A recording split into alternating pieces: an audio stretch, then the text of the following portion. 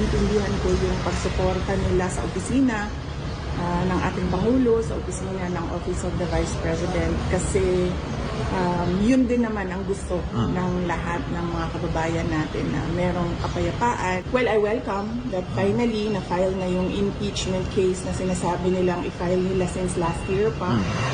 So, okay din yung impeachment case dahil ako lang yung ang tinitira doon. Iniimbestigahan nun, inaatake. Hindi nakasali yung mga kasamahan ko sa Office of the Vice President. But when it comes to spending money, especially if I'm spending not my own money, ang sabi ho ng co-auditor na nakasign sa amin, no offense meant to any Ilocano, ako daw po ay isang Ilocano. 51.468 million or 44.5% of the proposed was approved by the DBM. Tama po ba yon? Yes, Your Honor, but again, may I reiterate that you can just make it again 1 million pesos if you like, or if you like, you can make it a zero. Walang bahay, zero appropriation for the confidential fund of the Office of the Ombudsman. We can survive Okay, without thank you. additional confidential fund. Dadagan, Balita News Update.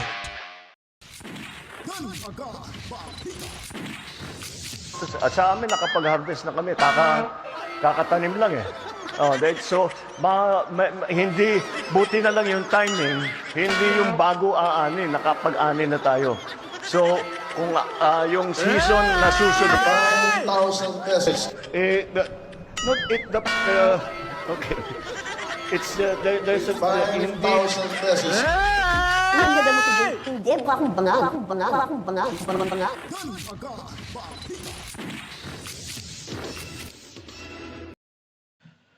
Alright, welcome back mga kababayan. Magandang buhay ho sa ating lahat. Kamusta at sana kayong lahat. Alright, welcome back mga kababayan. Kamusta at magandang buhay ho sa ating lahat. Huwag magpaapekto sa mga problema sa politika ng ating bansa dahil sila ang namumroblema karon mga kabalitaan. Hintay-hintay lang ho tayo sa tamang panahon. Kasi nga, may kasabihan, pinakasimpleng kasabihan ho sa mundong ibabaw, ang kasamaan ay hindi magwawagi sa kabutihan mga kabalitaan. Totoo po ho yan. Naniniwala ako tayo sa karma. Yung karma po ay hindi nauuna. Laging nahuhuli ho yan. Totoo po ho yan mga kabalitaan. Anyways, sa puntong ito, kung makikita nyo po, napakaganda ng ating Vice Presidente. Nakakabibighani mga kabalitaan. No? Talagang kahit may asawan, may anak na, pero tinan nyo yung kutis, pang Miss Universe. Di ba? Alright. So, dahil po nakikita nyo si Madam Sara Duterte, ngayon ay ating pakinggan. Dahil ika nga, sabi niya, hindi daw siya apektado sa impeachment ng complaint ng kanyang opisina at sa kanya mismo ng mga makakaliwang grupo mga kabalitaan. Dahil sabi pa niya, ay nako, impeachment lang yan. Anyways, papakinggan ho natin at may isa pa ho tayong balita kasi hindi pa natin to nabibigyan ng reaksyon. Itong si Ombudsman Samuel Martires. Di po ba? Tama po ba Samuel Martires? Yeah, tama po. Dahil matapos ho siya binatikos at matapos siyang tinatanong nito ni si Franz Castro, ay nakita niyo po, butata ho si Castro. Dahil nga po sa confidential fund. Alam niyo na po itong si Ombudsman Samuel Martires, malinis na tao ho ito. Walang bahid na pangungurap. At hindi ho masamang tao mga kabalitan. Mapagkakatiwalaan ho. Ngayon ay siya na mismo. Inendorso niya mismo ang kanyang gustong mangyari na hindi na ho siya maghihingi ng confidential fund. Para wala na hong usapin. Para wala nang kuskus sa balungos sa Bisaya pa mga kabalitaan. Sa inyo na yan yung confidential fund namin dito sa Ombudsman. Kung ayaw nyo ibigay, di wag. Lagay nyo na lang zero confidential fund yung Ombudsman. Grabe, napakano, no? Ika, parang si Inday Sara Duterte, sabi niya, hindi nyo kami bibigyan ng confidential fund, wala problema ho. Ano na lang yan, sa inyo na lang ho yan. Kaya namin mamuhay, magtrabaho na walang confidential fund dito sa OVP. Kaso yung plan ho nila, yung plan A, i-impeach si Sara, talagang nagawa ho nila mga kabalitaan. Well, anyways, papakita ho natin sa inyo mamaya-maya si Ombudsman Martires. So kung bago pa lang ho kayo dito sa ating munting bahay, Danagan Balita Reaction Video News Update, mag-subscribe na, pindutin ang notification bell, like, comment, and mag-share mga kabalitaan. At tayo po ay didiretso na kay Madam Sara Duterte, mga kabalitaan. Pakinggan nyo po ito at kayo na pong bahalang maghimay-himay ho sa kanyang mga mensahe at sa kanyang sasabihin dito, mga kabalitaan. And even si Yusek Lopez expressed noon na she's scared for her life. So, it will be a relief for the employees of the Office of the Vice President. And, well, so far, dahan-dahan naman na bumabalik yung mga tao sa trabaho.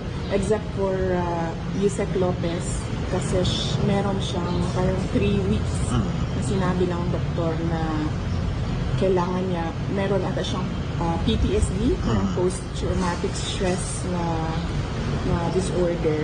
So, hanggang ngayon, hindi siya makakabalik ng trabaho. But even then, nag-file na siya ng indefinite leave sa Office of the Vice President. But I'm sure it will be a relief to them because every week sila noon nag-express sa akin na bakit ganito yung buhay namin, bakit ganito yung ginagawa sa amin, bakit ganito yung pakiramdam namin para kaming mga fugitives, para kaming mga convicts. So ngayon, meron silang somewhat peace of mind. Ma'am, si Ma'am Gina Acosta, kamusta na po? Makakabalik na po ba siya sa trabaho? Si Ma'am Gina Acosta, nakatira siya sa kanyang kaibigan. Ayaw niyang umuwi sa kanyang inuupahan na condominium unit kasi meron din siya parang takot na baka bigla siyang hablutin o ilain sa gabi, yung mga ganun na mga fears. But nakita na kami sa office and then sabi niya kung pwede daw na dahan-dahan siyang bumalik kasi gusto niya daw makita ng mga kasamahan niya sa Office of the Vice President na okay lang siya. Okay. Ma'am, may 2 impeachment cases na ipinasa sa Congress, ma'am, against you po. What's your comment, ma'am? Yes. Well, I welcome that finally na-file na yung impeachment case na sinasabi nilang i-file nila since last year pa. So, okay din yung impeachment case dahil ako lang yung ang tinitira doon. Ako lang ang iniimbestigahan nun. Ako lang ang inaatake ng impeachment case. Hindi nakasali yung mga kasamahan ko sa Office of the Vice President and yung mga dati kong kasama sa Department of Education. So, at least kung meron tayong impeachment case, masagot na ang final kung ano yung mga inaakusa nila sa akin. Ma'am, yung subpoena ng NBI, pupunta po ba kayo on December 11, ma'am, to attend nung papatawag na sa inyo, ma'am? Pagkakaintindi ko sa explanation ng mga abogado ko sa investigation ng NBI ay pwede namang hindi pumunta. Yun ang explanation nila dahil pwede naman mag-submit na lang daw ng sulat or affidavit, depende sa akin, decision or position paper. So, hindi din ako makapunta kasi well, unang-una na yan. Tapos pangalawa, meron kami Thanksgiving na mga activities sa December 11. And pangatlo, after ng Thanksgiving activities namin, ay pauwi din ako dito sa Davao City para maglibing ng uncle. Ma'am, may isinagawa ang VP Sara Ride ng weekend, ma'am, in Davao and Cebu and other areas, ma'am, sa buong bansa. Ano yung masasabi na sa suporta ng mga tao sa inyo at sa OVP, ma'am? Oo, nagpapasalamat ako sa suporta, sa patuloy. Nagpapasalamat ako sa patuloy na suporta ng ating mga kababayan sa akin, sa mga kasamahan ko sa Office of the Vice President and sa opisina ng pangalawang Pangulo ng ating bansa. Malaki yung nagpapalakas ng loob namin at malaki yung tulong ng suporta nila sa nararamdaman namin na pagmamahal mula sa ating mga kababayan. At humingi ako ng pasensya sa stress, lalo na sa mga senior citizens. Marami akong nakakasalamuha or na nakikita sa daan na nagsasabi sa akin na nasistress kami sa ginagawa sa iyo. Humihingi ako ng pasensya sa kanila na hindi ko rin naman gusto na umabot ng ganito. Pero meron talagang panahon sa buhay ng isang politiko na merong mga pinagdadaanan. Kaya humingi ako ng pasensya, lalong-lalo na sa mga senior citizens, sa stress that I caused them. Ma'am, one last. Nagpahayag yung INC, ma'am, na magsiset sila ng rally to support yung inisyu na statement ni Pangulong Bongbong Marcos na hindi dapat na i-pursue ang impeachment against po sa inyo, ma'am. Anong sasabi niyo sa pahayag ng INC, ma'am? Yes, oo. Naiintindihan ko yon na gusto ng INC ng kapayapaan sa ating bansa dahil alam nila kapag merong kapayapaan, susunod din yung kaunlaran ng ating bansa. Kaya naiintindihan ko yung pagsuporta nila sa opisina ng ating Pangulo, sa opisina ng Office of the Vice President kasi yun din naman ang gusto ng lahat ng mga kababayan natin na merong kapayapaan at merong tuloy-tuloy na kaunlaran sa ating bansa. Iyon po mga balita, no? So narinig ho natin at sarap pakinggan pag nung binanggit na ho yung pangalan o yung sinasabi niyang Pangulo, no, ng ating bansa. So sarap pakinggan, parang nagkakaroon na yata ng kunting kumbaga sa kanta pa, muling ibalik ang tamis ng samahan. Hindi pag-ibig, samahan mga kabalitaan. O di ba maganda pakinggan at medyo malumanin na rin si VP Sara dahil siyempre nakakabawi na rin. Una, nakalabas na si Attorney Lopez at pangalawa, yung isa si sino ba yung isa? Parang gusto na ring bumalik sa trabaho at siya ganun din, masaya na rin ho siya at nagpapasalamat ho siya sa INC dahil ipinakita ho ang suporta sa Office of the Vice President at lalo na ho sa kanya mga kabalitaan. Di ba? Talagang unti-unti na pong bumalik at saka malinaw na ho sa isipan ho natin na yung mananaig talaga yung kabutihan kesa sa kasamaan mga kabalitaan. So ngayon naman po ay dumako tayo nitong confidential fund ng Office of the Ombudsman kung saan ay talagang lakas loob na sinabi nitong ni Samuel Martires na sa inyo na yan yung siruhan mo na lang kami sa confidential fund. Ayun, hindi na kami magre-request niyan mga kabalitaan. Di po ba? Talagang kung iisipin niyo po, talagang naninindigan ho si Samuel Martires mga kabalitaan. Ibibigay ko na po sa inyo itong si Sir Martires at dito niyo po mapapanood at mapapakinggan kung ano po yung mga sinasabi niya dito. Talagang malaking supalpal ho ito sa mga bumabatikos sa confidential fund ni Sir Samuel Martires mga kabalitaan. So ating panoorin po. Pardon, Your Honor.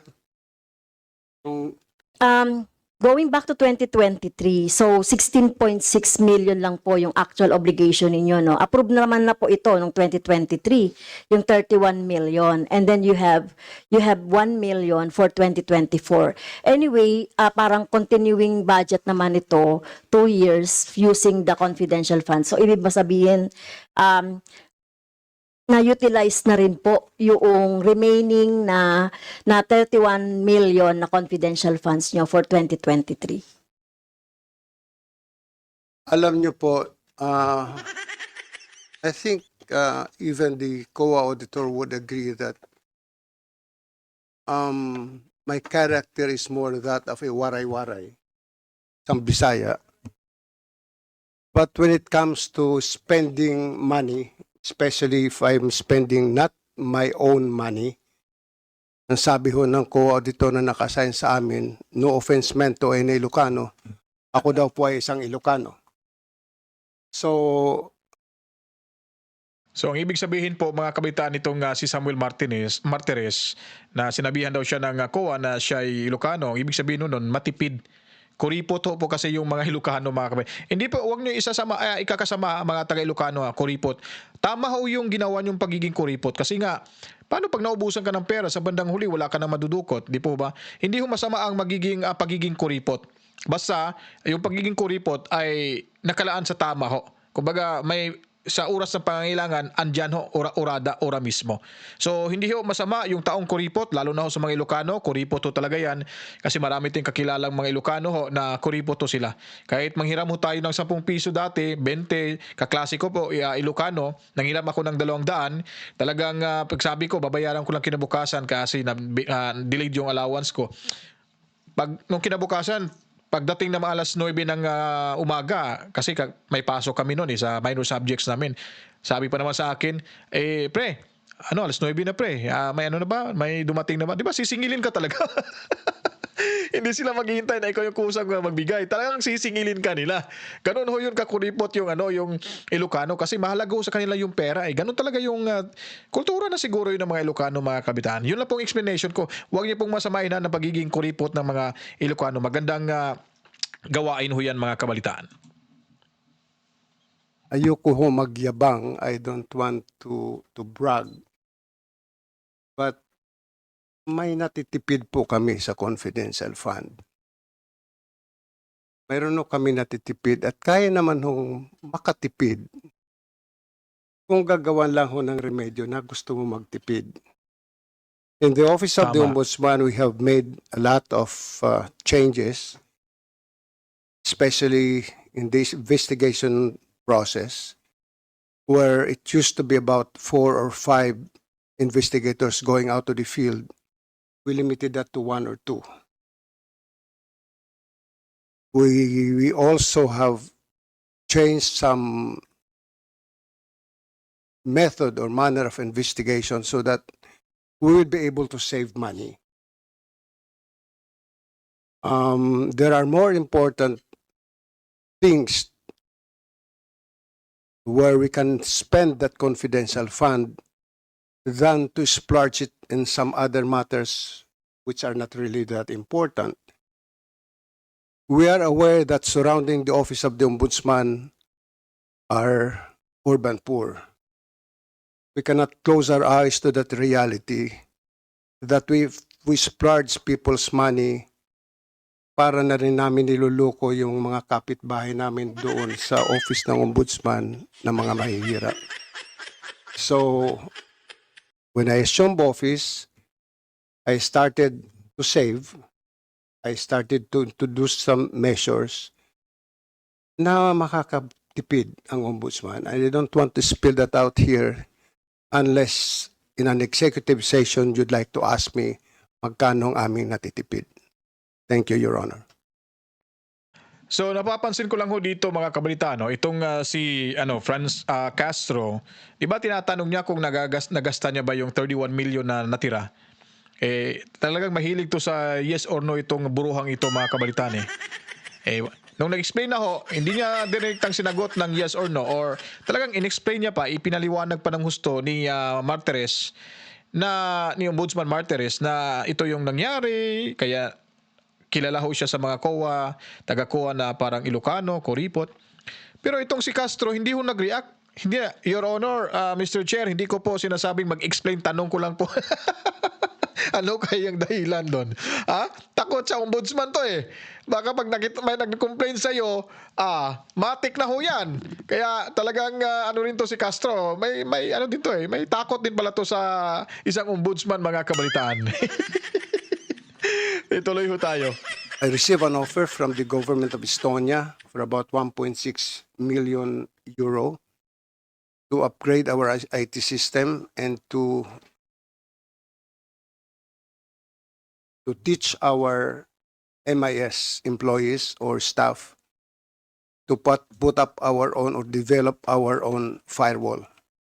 So we need more money this year than in the previous years. The unfilled positions that we have, as I will just be honest, that there are more unfilled positions now. It is because of the problem that I have with the Office of the Ombudsman, that in units where they are supposed to be involved in investigation, there are more non-lawyers than lawyers. So I'm trying to reverse the situation to have more lawyers than non-lawyers. There are also offices where the ratio is 1:1, one lawyer to one non-lawyer. I think the Office of the Ombudsman should have more lawyers than non-lawyers. With the advent of computers and with lawyers, almost all lawyers now are literate, computer literates. There is no more, I don't see anymore any lawyer that would make any dictate his decision. He go directly to the computer and type the decisions. So I would rather have one lawyer with one computer than with one lawyer with a non-lawyer who is just a mere decoration. So the reason also why we are trying to convert the job order employees into casual employees so that these employees who work, pardon the language, but no offense meant to the existing regular employees, who work better also than the regular employees, must enjoy all the benefits that is being given by the Office of the Ombudsman. There are a lot of benefits that the government extends to regular employees that the job order employees do not enjoy. To me, this is a form of dehumanization. And the Office of the Ombudsman should not be a tool or an avenue for human rights violation, because this is a form of human rights violation. Para bang hirap na ngayong tao, kapit sa patalim, we are taking advantage of that. I don't want that to happen in the Office of the Ombudsman. So this is the reason why, Your Honors, why we're asking for an additional budget higher than what the Department of Budget and Management has recommended.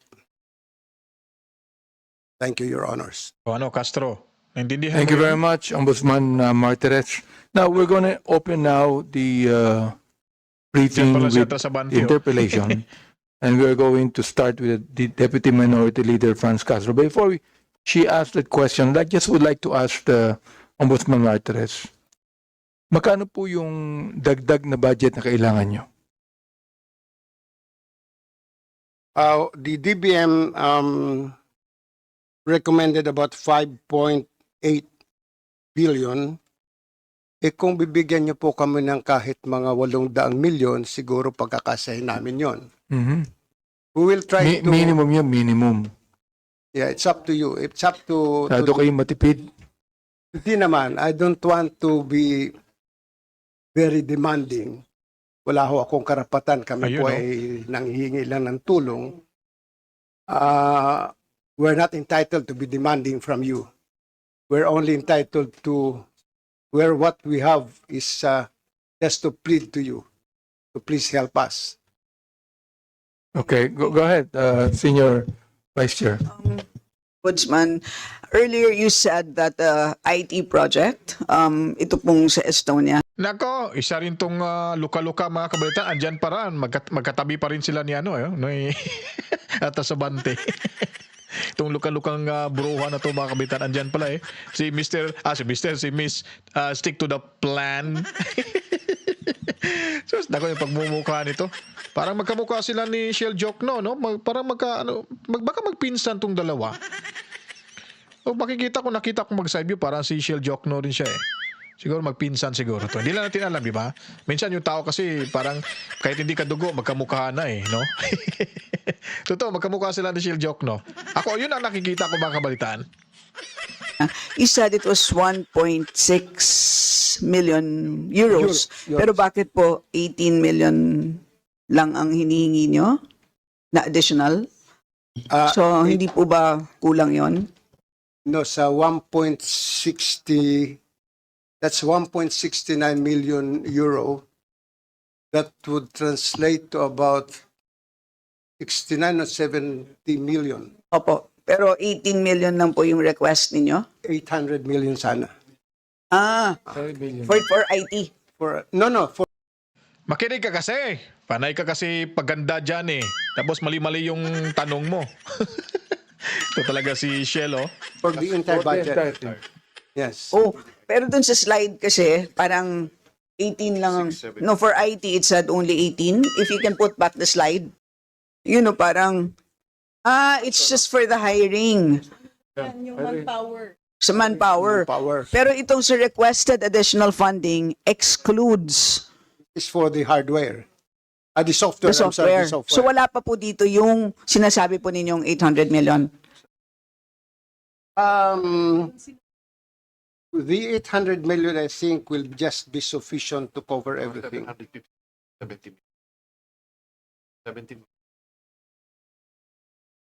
Nagugulo ka na. Okay. So magiging total 800. Ang hirap talaga tong basta si Kimbo, no, parang talala, no? Napapansin nyo ba?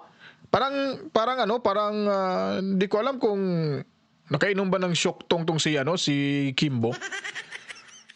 Yan talaga karamihan ang napapansin ko pag yung sa budget of the Office of the Vice President nung deliberation, tinuruan pa siya ni Sara, sinabihan pa, pwede mo palitan tong nyo, chairwoman nyo.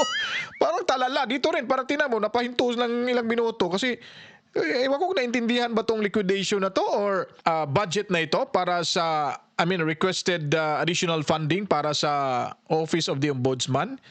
Natulala ho siya. Hindi ko alam kung ano bang, ewan ko kung ganyan lang siguro talaga yung bruhang yan mga kabalitaan. Tuloy tayo. Okay, salamat po. Okay. Congresswoman Castro, please. Go ahead. Madam Chair, thank you po. Mr. Chair, thank you. Saglit lang, parang may napapansin din ako sa kanila Parang mabait sila ngayon dito. Ano kayang problema? Walang problema kasi mabait sila walang problema. Napakaseryoso nilang tatlo. Ito pa sino ba yun? Garin, no? Sa Iloilo yun. Iloilo to First District yata representative. Hindi ako sure ha. Basta si Garin. Napapansin ko lang dalawa. Ito si Castro. Kasama na si Castro. Bante. At si Kimbo, no? Mabait sila ngayon Parang, parang relax lang sila magtanong sa ombudsman. Wala lang sigawan, wala lang kartihan mga kabalitaan. Magandang gabi po sa ating ombudsman. Good evening. So, yeah. Tingin ko, Madam Chair, yung request ng ating ombudsman ay baka pwede naman niyang mag-grant. Dahil marami tayong pagkukuhanan later. Ako! Pwede daw i-grant pero panay paninira, panay tanong na walang kakwenta-kwenta. Bumawi ka? Dahil lang araw, nung nakarang araw, nasupalpal ka? Butata ka? Hindi pa rin ito nadala Pero ngayon parang nagbago Granted daw, i-grant niya daw yung budget ng Office of the Ombudsman. Ano kayo nakain ito? Takot to takot kasi makukulong na to malapit na mga kabalitaan. Parang tingin ko lang mula sa Tapos nagsasabi siya, may kasama pang tawa. Parang no? Siguro i-grant na natin yung budget ng office kasi marami tayong pagkukuhanan. Parang tanga rin tong matandang ulupong na to. Sa previous na hearing natin kanina. Okay, so ang tanong ko lang dalawa po yung about confidential funds at saka yung yung tungkol dun sa mga cases. So in 2023, Sir Chair, the Office of the Ombudsman Confidential Fund is 31 million. Actual obligation is 16.6 million. Can you confirm this, Madam Chair, Mr. Chair?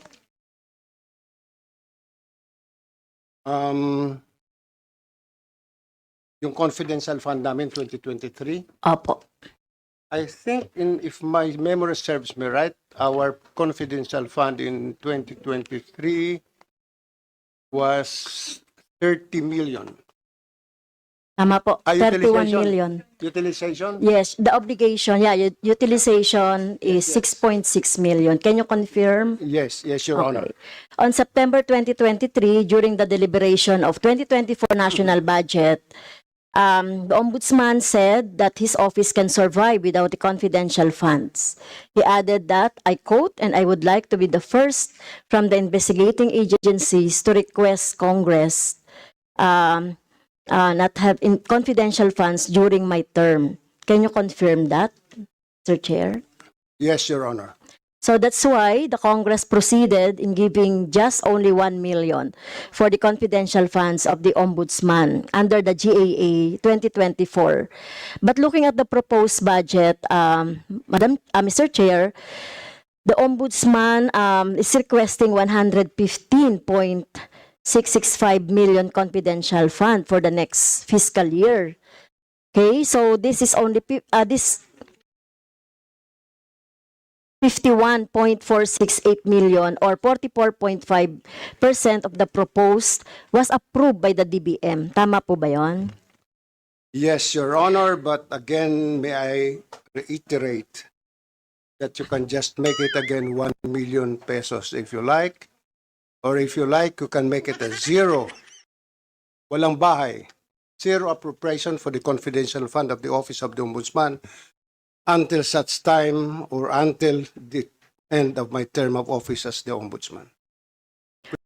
Ayun, talagang tinapat, no? Harap-harapan talagang binalahura, ika nga.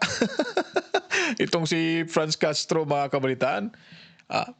May pasabi-sabi pang 51 million, yung confidential fund. Anong sagot ni Franz Castro, ni Ombudsman Martires?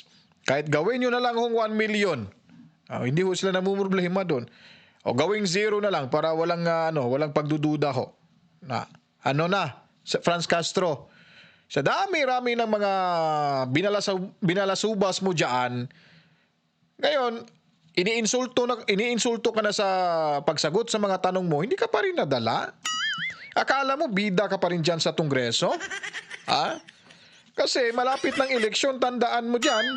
Tandaan nyo, kayong nasa Kongreso, bilog yung mundo, at ginanon-ganon nyo yung mga tao. Alam nyo naman yung confidential fund, ang nakakaalam ng hunyan kung paano ginasta yung Commission on Audit.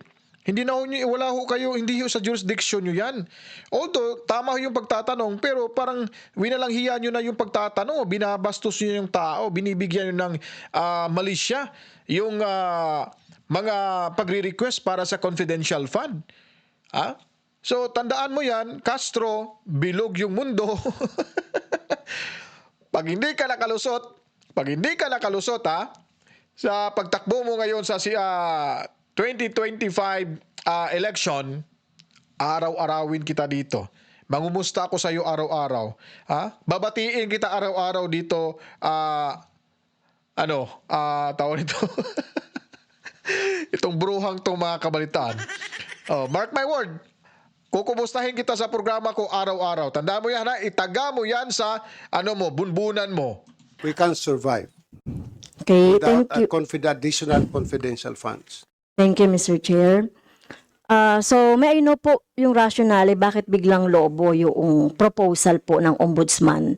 Parang your proposal is almost 4 times bigger than the 2023 level po. The 2023, which utilization, you meant to say? The request. This came from the DBM. I'll be honest with you, Your Honor. Yes, That with this budget that was given to us by DBM, I did not look anymore into how much was the confidential fund that was given to us. So ayun po mga kabalitaan, doon ho nagtapos, no? Talagang binatawan na ni Ombudsman yung confidential fund niya kasi nga inis na inis, kahit hindi niya ho pinapakita yung galit niya, nagtitimpi ho itong si Ombudsman Martires sa pagmumukha ng bruhang yun, mga kabalitaan. Kaya sabi niya sa sobrang inis nito na hindi na siya maghihingi pa ng confidential funds. Gawin yung 1 million.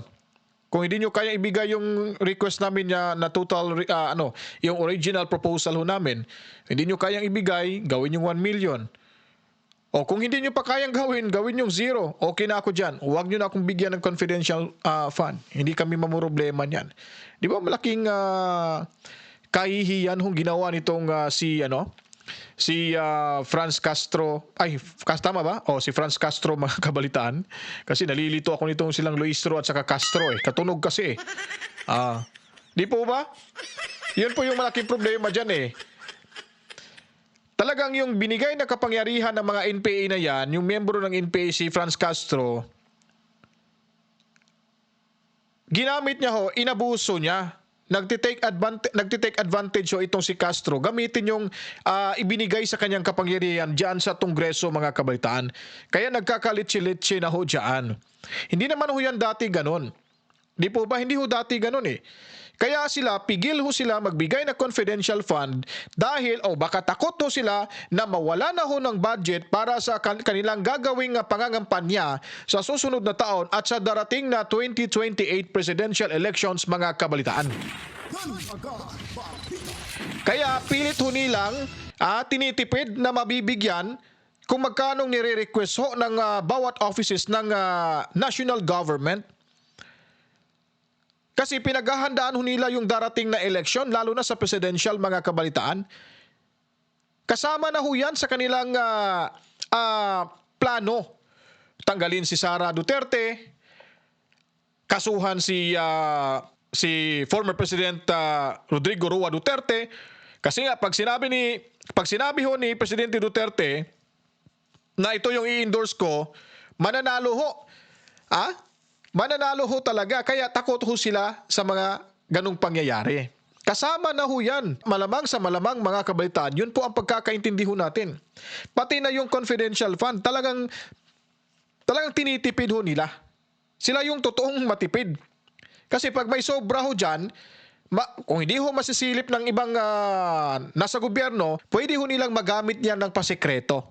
Alam mo naman, si Zaldico, siya yung key holder ng susi ho dyan sa kaban ng ating gobyerno at malapit na kaibigan, itong si Tambaloslos, mga kabalitaan.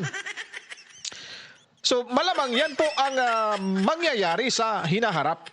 Kaya maging alerto ho tayo, maging be vigilant ho, at kung maaari may mga impormasyon, agad isumbong sa kinauukulan, lalo na pag nandyan pa si VP Sara Duterte, para magkaalaman at mapigilan ho natin yung kanilang mga kalukuhan dyan sa Kongreso. Kaya kung nagustuhan nyo po itong ating video ngayon, huwag kalimutan, i-share nyo, like at mag-comment.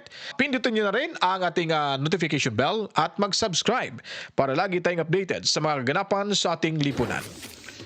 Ako po'y magpapaalam na. Matsalam ho sa inyo. Kita-kits tayo sa susunod pang mga video ang i-upload natin. Dito lamang ho sa ating munting bahay, Danagan Balita Reaction Video News Update. Sa mga kababayan ho natin abroad, overseas Filipino workers, matsalam ho sa inyo. At sa ating mga kababayan dito sa Pilipinas, matsalam din sa suportang ipinakita nyo sa ating munting bahay, mga kabalitaan. Sa muli, ako'y magpapaalam na. To God be the glory. Mwah mwah.